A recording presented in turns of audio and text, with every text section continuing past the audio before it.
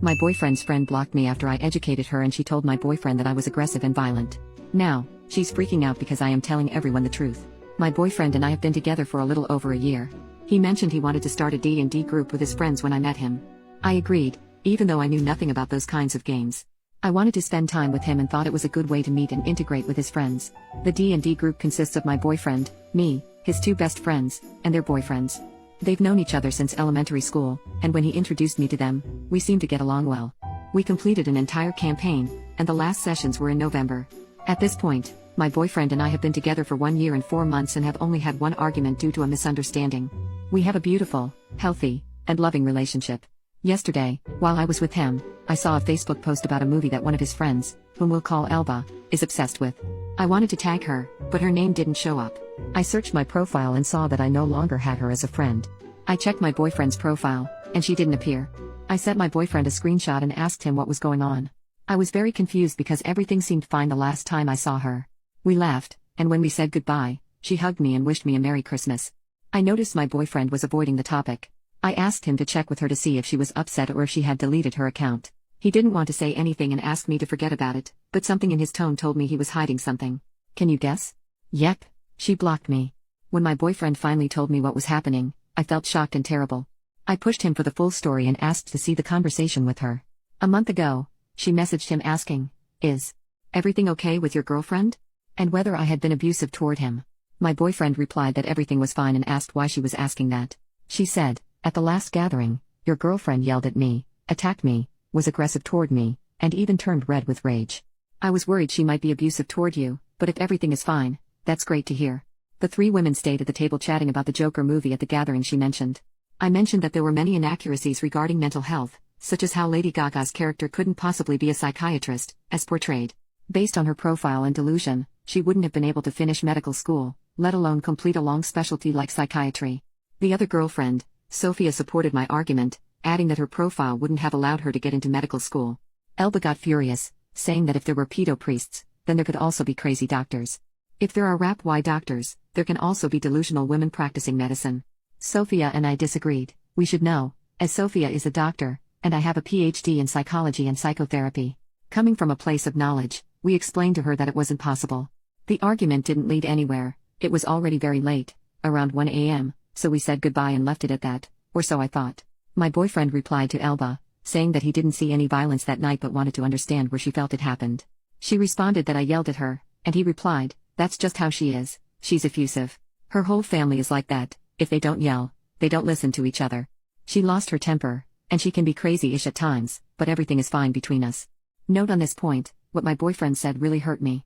Not only do I feel like he agreed with her, but he also spoke badly about my family, essentially called me crazy, and didn't defend me from a direct attack on my character. At this point, I was on the verge of tears. I asked him to ask her why she blocked me anyway. Elba replied that she didn't feel she owed anyone an explanation, didn't have to answer to anyone, and that it was a long story. She typed for what felt like hours, and I was stunned when she finally sent the message. "Your girlfriend is aggressive and violent. The last time we saw each other, she yelled at Sophia and her boyfriend and raised her voice to you. She's a terrible person, and I have no interest in interacting with her at all. She's your girlfriend, and you can do whatever you want, but I don't want her near me or my boyfriend. She's full of hatred and has anger issues that make her unfit to be around us. She is full of poop and I don't tolerate someone yelling at my loved ones. She is crazy. And we think she is too aggressive and too violent." My boyfriend replied, "Why do you think that?" And that was it. At that moment, I broke down crying, not just because of what she said but also because she hugged me during the previous gathering, wished me a Merry Christmas, and acted as if everything was fine. Additionally, my boyfriend didn't defend me or say anything in my favor. Instead, he wanted to understand why she viewed me that way.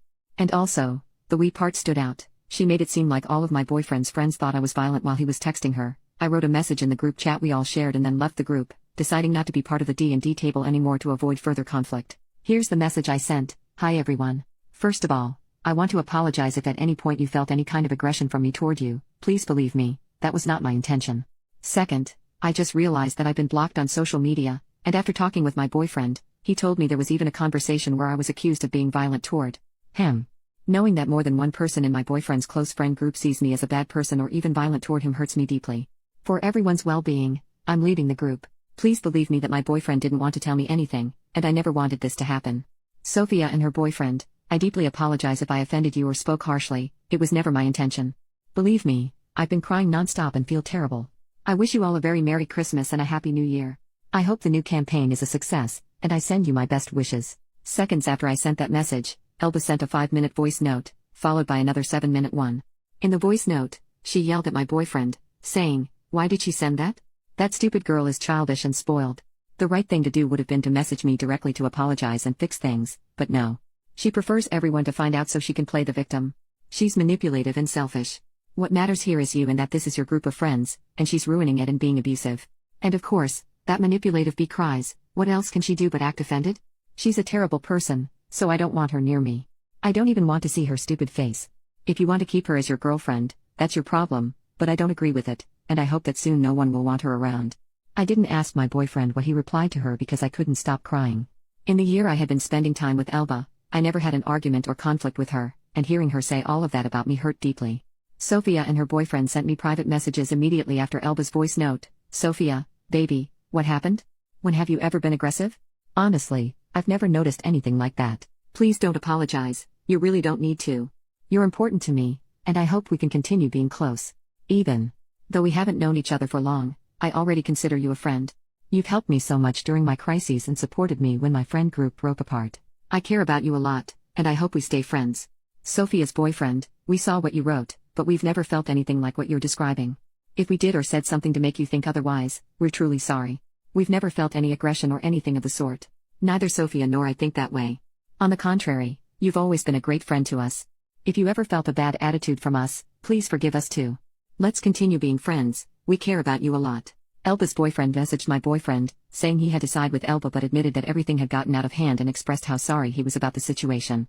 At this point, I felt better. With the support messages from Sophia and her boyfriend, I found the courage to tell my boyfriend, "I can no longer be around Elba. I never want to be near her again, and you need to decide. Either you side with her, and we end our relationship, or you side with me, keep her away from me, and understand that I never want to see her again in my life." My boyfriend got up and started saying I needed to stop talking. He said he was having a panic attack, that he couldn't make a decision like that, and that he never thought it would get to this point. He said he wasn't able to decide. I waited for him to calm down, gave him his anxiety pill, a glass of water, and once we were in a better place, I simply said, "It's late, you should go home. Think about it, and we'll finish this conversation another day when we're calmer." He told me he didn't want to leave me like that. By that time, I had been crying for over 2 hours, but I insisted that for his safety, he should go home before 11 p.m. and that we could pause the discussion for now. I told my mom about it, and she's on my side, saying that my boyfriend didn't defend me, that he should have set boundaries with Elba, and that I'm in the right. Sophia and her boyfriend also make me feel like I didn't do anything Elba accused me of. Update: that day, I asked him to stop responding to her, as it was only giving her more ammunition to keep attacking me, and I didn't want him talking about me anymore. That same day, I realized he kept replying to her, and I knew he continued. We sat in the living room, and I said, "First, I want you to know I'm not angry. I'm sad and want us to talk and figure out how to fix this. I love you and want to know if you're okay and feel ready to talk." He told me he hadn't eaten because he was anxious about our talk, but otherwise, he was fine and wanted to talk too. I asked if he could show me what he had replied to Elba over the past few days. When he showed me, I saw that Elba kept sending hateful messages about me, and my boyfriend replied not by defending me but by validating her with things like, "Why do you feel that way? I'm sure she didn't mean it like that. Let me talk to her." There were several voice notes of her attacking me and countless messages. I had blocked her a day before seeing him. She tried to contact me via text to clear things up. She sent him screenshots of her messages to me and said, "She's immature, childish, why did she block me? She has zero emotional intelligence and is manipulative." I returned his phone and told him 3 things before anything else. "What I'm about to say doesn't mean we're breaking up. I want to continue as a couple. I will share decisions I've already made, not to punish you or make you feel bad. I love you, and nothing I'm about to say changes that." Context: we had been talking about getting married and moving in together by mid-next year or on our 2nd anniversary. When we discussed marriage, he said he only wanted a civil wedding, but I want a church wedding, not just because it's important to me but also to my family. He said he didn't want to stand before a pedo priest and didn't even want the civil ceremony, only to live together. I told him no, that my family, a bit more traditional, and I wanted to do it the right way. He replied, "If your mom never got married, why would she care if you don't?" At the time, I didn't think much of it, but it feels like a huge red flag after all this. I told him I wanted to cancel our marriage plans and move in together. I explained that we weren't in a healthy place and needed to resolve these issues before taking such an important step. I also clarified that I didn't want him to stop seeing his friends or playing D&D and that he should continue doing so out of respect for Sophia and her boyfriend. Finally, I told him I needed time to heal, that my heart was broken, and I wasn't acting out of anger but trying to give us space to heal and figure out how, and if, we can stay together. He lost it. He had another panic attack. Crying, he begged me not to cancel our plans, saying he loved me, didn't want any of this, and felt I was punishing him. After pressing him, he finally admitted what he thought when he validated Elba's points: the campaign is really important to me. I know it's childish, but I'd already written things for your character, and you must play with me and my friends. If I cause problems, the group might disband. If I don't side with Elba, she'll isolate me and turn everyone against me, like she did with Chris, a friend who was also part of the group but got excluded because Elba hated her boyfriend. And if I disagree with her, we'll lose our friendship with the group. I waited for him to calm down, then told him what I thought about everything he'd said. I'm not asking you to leave your friends. I've always believed couples should have friendships or groups outside the relationship. I never asked you to leave them, I asked you to defend me, set boundaries, or respect that I can no longer be around Elba. And everything you're saying confirms what I've been thinking. I can't stay in the same group with her. Even if Sophia still invited me to her wedding, I'd go only to congratulate her and then leave. If you want to stay for the party, I wouldn't be upset, but I won't risk being in a place with Elba and alcohol. And what you're saying shows me this, too. I'm not your priority. Your priority is your D&D group and your friends. I'm not. And that's another reason we're not in a place to think about living together, because our priorities aren't aligned. He asked for time to fix this, saying he wanted to redeem himself and start acting differently to show me I'm his priority. He asked me to put our plans on pause instead of canceling them. I told him, for example, about the church wedding. I feel there's no middle ground because I'm the one pressuring for it. If it happened, people would think I manipulated him. If I were his priority, he'd at least consider it without those comments because it's important to me. Now, I feel like I'm manipulating him, as Elba claims. He asked me to stop mentioning her, but I told him I couldn't because I now see her as being in the middle of our relationship. We talked a bit more, coming back to the same conclusion: I'm not his priority, and he needs to talk to Sophia and her boyfriend to avoid losing them. The next day, after we talked, he sent me a voice message saying he reread the conversation and felt angry. Initially, he thought I was exaggerating, but during our talk, I pointed out several parts where Elba insulted and belittled him and where she tried to manipulate him. For example, "You're slow, but if you're smart, you'll see how violent your girlfriend is, and I'd hate to have to disband the group as we did with Chris, but people like your girlfriend shouldn't be around us." After rereading, he realized I was right and wasn't reacting emotionally. What hurt him most about our convo was when I said, "Right now, I couldn't sleep with you if we were living together. I feel sad, and tonight, I'll shower, have dinner, and go to bed with my dog. It comforts me to know you won't be there so I can cry and be with my thoughts, and you don't feel responsible for making me feel better. I need to sit with my feelings, not with you." When I said that, he told me, "At that moment, I understood that I wasn't a safe space for you. You're right, I can't be a good husband or life partner because I'm not giving you what you need: security, protection, and care. You are not being manipulative, you are sharing your needs, and what I should be doing as a good boyfriend, instead of trying to soothe Elba, I should have been comforting you and taking you away from her and from all the damage." This afternoon, he spoke with Sophia and her boyfriend and told them everything. They were shocked but asked us to have dinner with them to talk. From the messages, I can tell we'll still be able to maintain a friendship with them. He set a firm boundary with Elba, telling her he couldn't allow her to keep speaking to us that way. He blocked her and apologized to her boyfriend for the drama, saying he still considered him a friend but understood if he had to pick sides. I know this isn't the update many wanted. I understand that ending this relationship is what many would have chosen. But I need to give this a chance for his sake and my own. He's a good guy, despite how it might seem. He always tries to show me he loves me. His coming around and giving me my place makes me think we might be able to work it out. And I feel like this whole drama is due to external forces and issues we must work on as a couple and as individuals.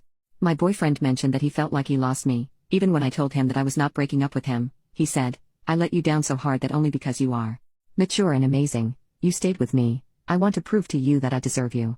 Sophia and her boyfriend have been supportive, and we've created a new group with just the four of us so we can stay in touch and plan double dates.